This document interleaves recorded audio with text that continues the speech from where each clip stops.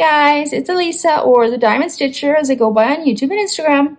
Hi, welcome if you're new, welcome back if you are coming back. I really appreciate that you're taking time out of your day to check out this video.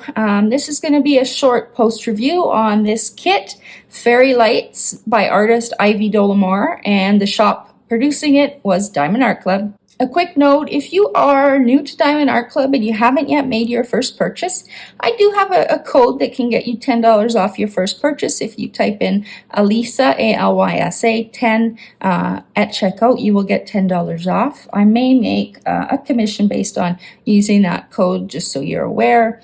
If you're not new to Diamond Art Club, don't forget to use a discount code. They're absolutely everywhere. And if you're not sure where to look, let me know and I'll point you in the right direction. Let's get into this for you. Now, this is my first post review. You know, Diamond Art Club, I don't really think they need post reviews anymore because the kits are always amazing. And I'm not paid to say that. It's just my personal opinion. They always are upgrading their canvases, and the last round of updates improved a few things. Most importantly, the grid spacing on a square diamond painting. This is a square diamond painting, and there are virtually no gapping on this one. It was actually difficult for me to place the diamonds because I have a buggered arm, nerve damage in my arm. I found it harder with the new grid to get them to click into place. That's actually a good problem to have, really, because that means that there's no gaps in the finished effect. Now, I'm using a different filming arm today, so let's hope that it works okay. It's not going to get everything in frame, but I'll move the canvas around a little bit. I also have it fairly high up. I could have probably put it down. Oh well, we'll leave it there for now.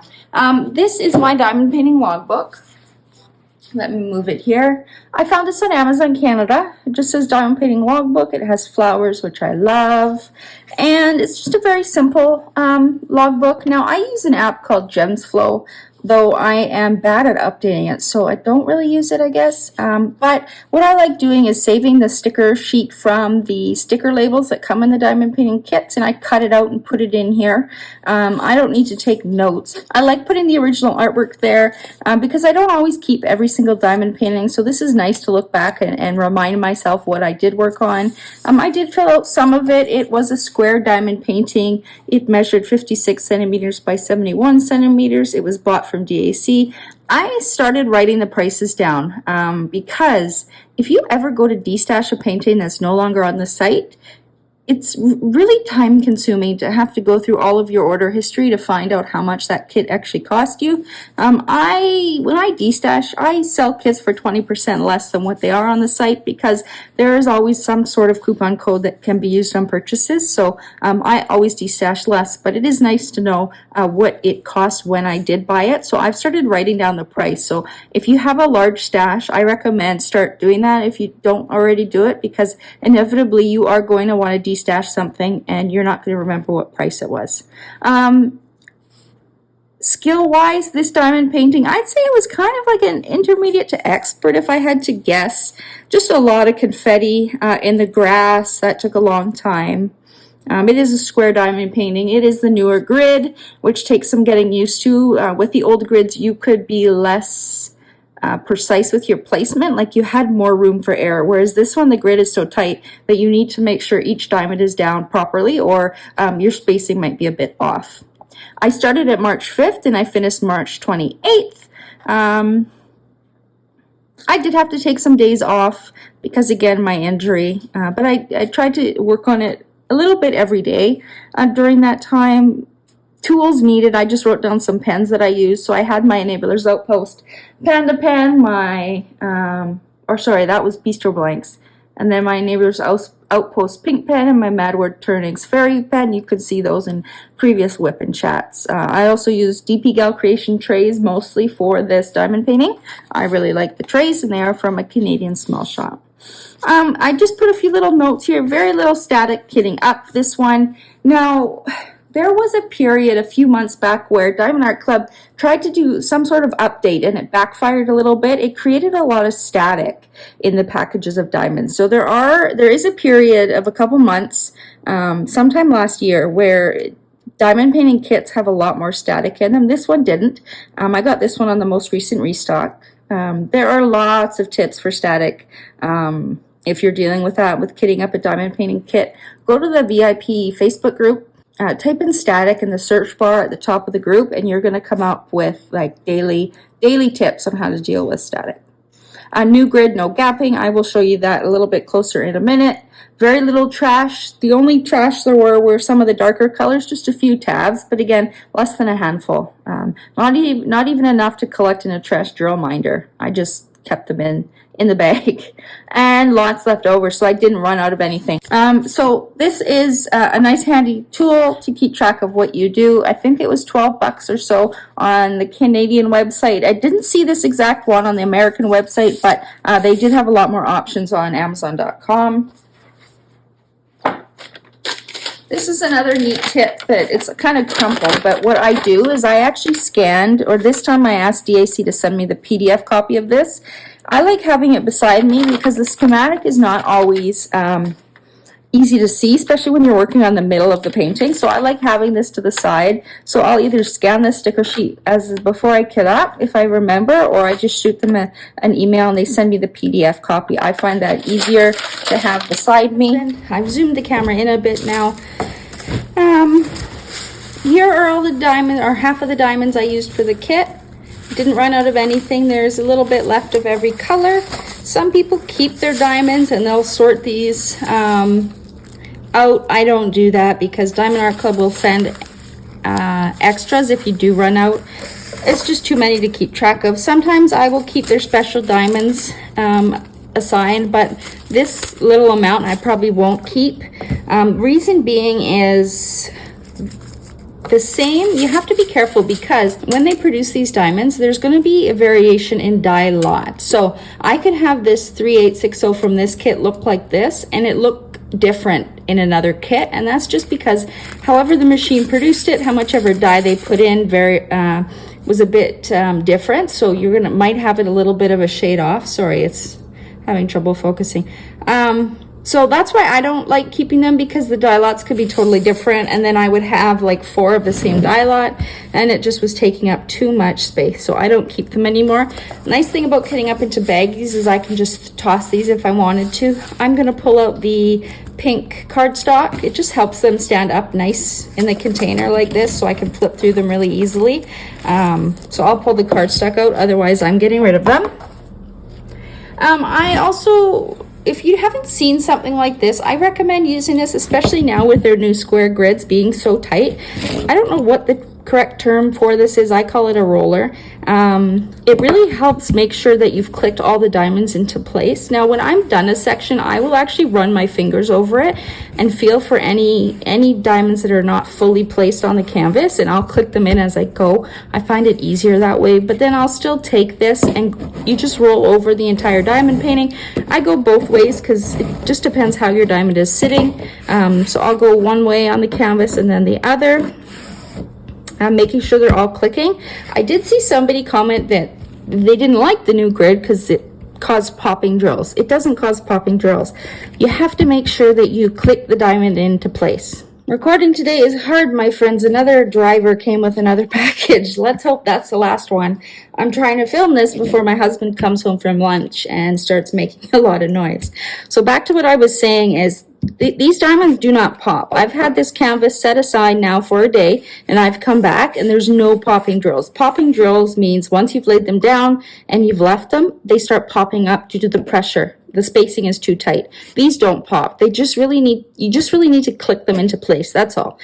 So I run my finger over it, and then after that I will run a roller like this. You can get them on Amazon for fairly cheap.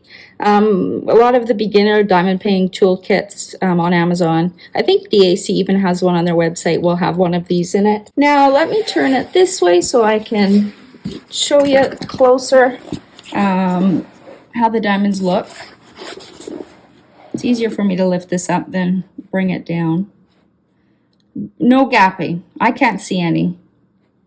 So that is nice, because a lot of people were Not happy with gapping. I mean, there are some easy fixes if you do have a diamond painting with gapping. You can use something called the mica method. Jade from Jaded Gem Shop has this posted on her YouTube. She takes some mica powder and brushes it over where there's a lot of gapping, and then it helps cover the grid underneath the diamonds so you can't see the gaps. It fills in the spaces. Now you would have to match kind of colors. You can't use a white over here and a white over here. Over here you'd want to use a darker color of mica powder. I've also heard of people using eyeshadow too to touch small areas if there's gapping in small spots, so that you can make sure that the color is evenly dispersed. That's a tip if you have gapping. Check out Jade's channel for more on how to do that. What else here? I did bling this one out a little bit more, so I put some streaks in her hair. I used some greens, pinks, blues. Those are crystals from Oraloa. I'm really happy with the quality of those crystals. Very little trash in them, no tabs. Tabs are like the nemesis of a square drill painting. They just won't let your diamonds sit straight if they have tabs on them. The shine is awesome. The coating on them is great. I did some in the wings too. Now, I didn't write down what DMC I used for the outline. They're from Oraloa though. It's like a peachy pinky color. I don't tend to swap out DMC for DMC when I'm switching in special diamonds. I wing it. I go based on a color I have in my stash. The closest match to what's been charted on the painting, but this one I thought that would look nice, so I did that, outlining her whole wings, and then I did some crystals just in the veins of the wings. I could have put more. How I did this, I actually filmed a whip-in chat where I was working on putting these crystals in, so you can see how I did it for this painting. The next painting I am going to maybe kind of chart them in before, like know what I'm gonna replace and where I'm gonna replace it. Whereas this, I kind of just went as I changed them up as I went, I should say. I also need another coffee for today. This grass was so confetti heavy. I actually almost cut the bottom row off and was done with it, but I did finish it. It looks amazing, and confetti isn't bad. It's just hard for me to do because my arms, so I do prefer some more of the color blocking areas, but this had a good mix, I would say. I'm really happy with the outcome. Let me see if I can zoom out a bit. I'm really happy with the outcome. If you've done this diamond painting, let me know. Did you bling her out at all? I'm curious where you put your special diamonds. If you have any questions at all about this canvas or Diamond Art Club in general, leave your comments down below. I do sit down every morning with my coffee and I answer all the comments on my social media. So I do answer. So let me know if you have any questions. If I don't have the answer, I can find the answer for you. But yeah. That's it for this short post review. I am going to finish this off by painting the border black. I was considering doing that in a time-lapse video, but I have to learn how to do a time-lapse video first. So if I can learn, I might add it in to the end of this video here, but probably not. I'll probably just paint it off camera and hang it up where I put it, and maybe I'll insert that picture at the end. I do have a video where I show you how I seal a diamond painting, how I paint the borders, and how I finish it off. I'm not going to seal this one. Diamond Art Clubs, you don't need to seal. It actually voids their lifetime warranty. Now, I'm of the opinion once I'm done, I don't really need that lifetime warranty, but some people may want to have it in case diamonds do pop off. You can always message them and say, I have this kit, bought this date, and I'm noticing some diamonds are popping off. Can I have some replacements? So that's what the warranty can be helpful for after the fact, but I'm not sealing this because the quality is so good. I'm not worried about the diamonds popping off. I've had plenty of these canvases up in my bathroom for months at a time. The humidity in there doesn't affect the glue. It doesn't affect the diamonds. I'm just showing you the sparkle there. It doesn't affect the diamonds. Sealing it just adds another more work for me, and I'm happy with this and how it turned out. That I'm not going to seal. I'm just going to paint it. There is a little bit of glue overhang. It's very, very tiny amount. They've also improved that by by a long shot. Very little amount. You can use acetone to take it off. You can also use acetone like nail polish remover to take off the schematic and the writing here if you want. I paint it with black paint, so I don't do that. I just put 2 coats on. It covers the glue, it covers the writing, and I'm good to go.